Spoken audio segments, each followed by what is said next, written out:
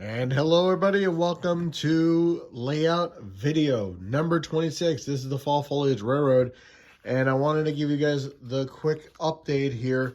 As I mentioned in the last probably bunch of parts, our yard is totally done. I did make some adjustments to the track here. I'm not sure if you're going to be able to tell, but I did move it a little bit away from the edge on this side. But in order to not have to do some serious rewiring, and I'll explain that in just a moment, I am going to be leaving the rest of it pretty much where it is, as far away from the poles as possible, because I did have a couple of engines that hit it. So I did do some more test runs and it seems to be okay now. But again, without having to do some major rewiring of the whole layout, I am keeping it where it is. So I have the track drops here. I'm not sure if you can see. I have them shrink wrapped to the larger 16 gauge wire. And again, in order to not have to redo all the wiring, I have decided to leave what it is where it is for right now.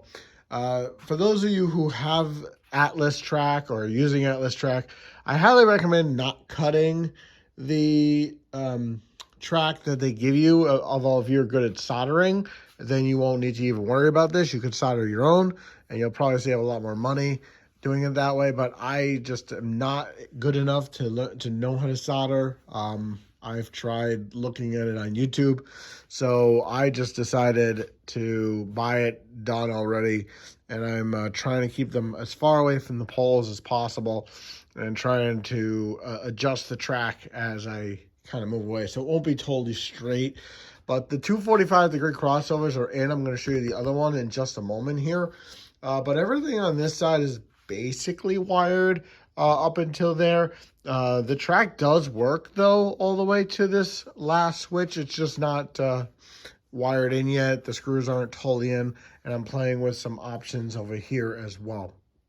Before I go to the other side of the layout, I do want to point out that we're not doing a running session here tonight, only because everything is kind of a little messy right now, and there are trains everywhere from my son playing with it earlier.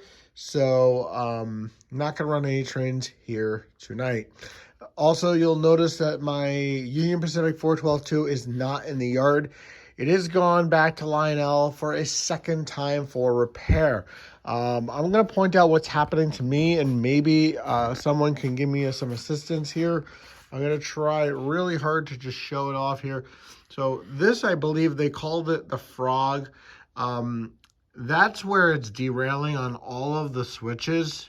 And so the front left tire is derailing. I did call Atlas, and they apparently know about it, and apparently it has been going on for quite some time. So I'm not sure if it's a thing or not, but that's what they said specifically, that they know about it, and there's unfortunately nothing they can do. I do want to keep the 412-2, but I do have the ability to return it if the second pass from Lionel is unsuccessful. We will return it and get something different, which we'll discuss in another video. So stick around. I'll be right back. We're going to go to the other side of the layout. All right, so now we're back on the other side of the layout now, and I do want to point out that the other piece of wood is finally in place, and half of it is painted. The other half is not just yet, hopefully soon. I am walking slowly to not shake the camera off too much. But here's my other 45-degree crossover installed here. And not totally wired in yet, but we are working on that as well. You can see that it is here. And we're going to start working on that as soon as we get the rest of the track. And then here you see the other side of the passenger cars here. And I have decided what this little piece is going to be. There's going to be another piece of wood here put in, and I'll talk about that in the next layout video of what we're going to do with it. But basically, I'm going to start doing a scene here on this side of the layout where I'm going to try to do some kind of formation of maybe a mountain or something like that that goes over this track here. And so that way the train will go under and into the mountain and then come back out right here, right before the water line. This is my water main right here. and so I needed to come out before then. But I'm gonna work on getting a mountain for this side, and then this is gonna all be decorated and stuff like that as well in fall colors.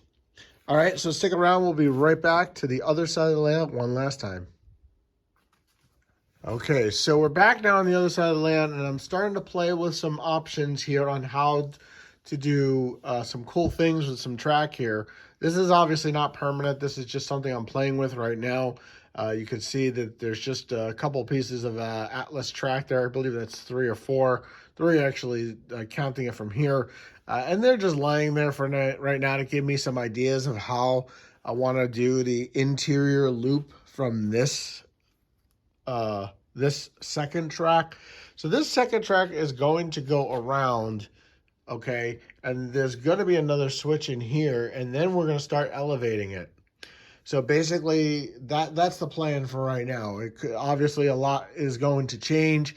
The layout kind of is changing as I kind of contemplate it in my head.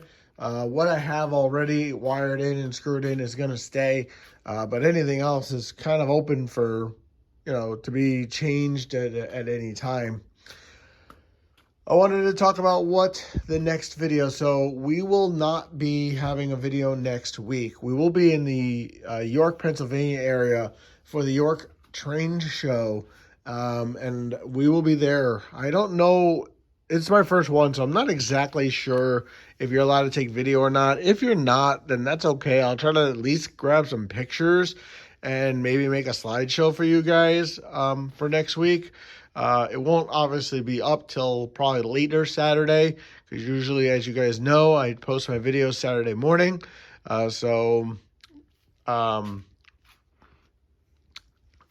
If they allow pictures, I'll take some pictures and on Thursday, Friday, and Saturday, if they're allowed. If they're not, that's okay too. I also am going to hopefully visit some train stores on the way back from York, and we'll see if we can get some video or pictures in those as well. So the next major workout will be the yard. So now that the yard is all complete, all the track is done, all the wiring is done, now we're going to actually start doing some detailing. As I mentioned a couple of videos ago, we are now going to start looking into repainting this part of the layout here. And I'm also, while I'm at York, going to be looking for maybe an engine shed to go around some of these engines so they're not just sitting out. So that's kind of like what I'm going to be looking for at York is maybe some engine shed, some track, possibly, maybe an engine. I'm not sure. Again, I'm just going to kind of enjoy it and see what's there and see what's available to me and what we want to add to the layout. But this is going to really be kind of an area that's going to be industry over here. Ultimately, once this is all done, there's going to be, I'm going to look for a power plant of some kind to put in here. I'm going to install the telephone poles that will come out into the layout itself. I'm going to put some fencing in as well. And like I said, I'd like to put at least 1 or 2 engine sheds here as well. So we'll have to see how that goes and what is available at York. So again, before I conclude, I just want to let you guys know, again, there will not be a layout video next week. We will, again, be in York, Pennsylvania. And I look forward to meeting you guys all there. Again, this is the Fall Foliage Railroad.